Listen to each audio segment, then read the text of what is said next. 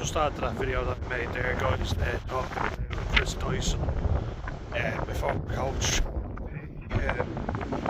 started making it short dedicated to him, you know, because he was my coach back in 2012, 2011, and he really struggled, you know. It's mad to think because you don't appreciate it now, but you don't appreciate it at the time. You know, I was only 13 when he killed himself back in February 2012. That's mad to think, you know. Now I'm 27, a year younger than he was when he died.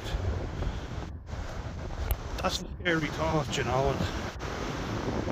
And he died because he didn't tell people the shit that he was going through. You know, he was battling all these things after getting a seriously bad injury playing for Wolverhampton.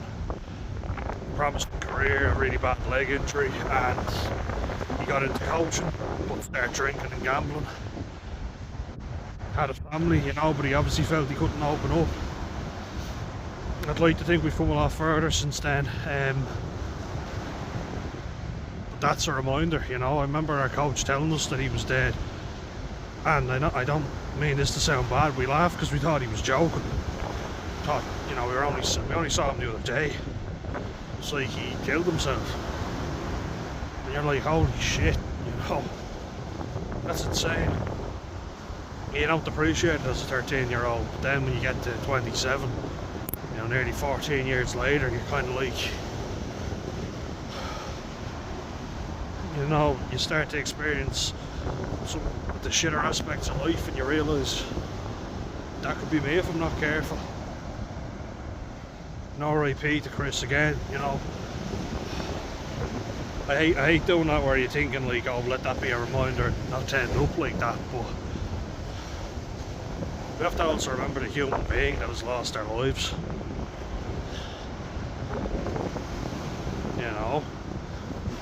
And if he just felt he could open up, would he have done that?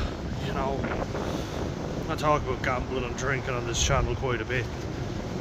Gambling does cause a lot of suicides because people feel like they're unable to open up about it. You're not putting substance into your body, you're just basically throwing money away. That's how I've heard it described, and you know, through people being brave enough to share their stories, I haven't ended up building up serious debts, borrowing money, stealing money. So RIP again to Chris, and hope you're up there, mate. It was a tragic story, and it's a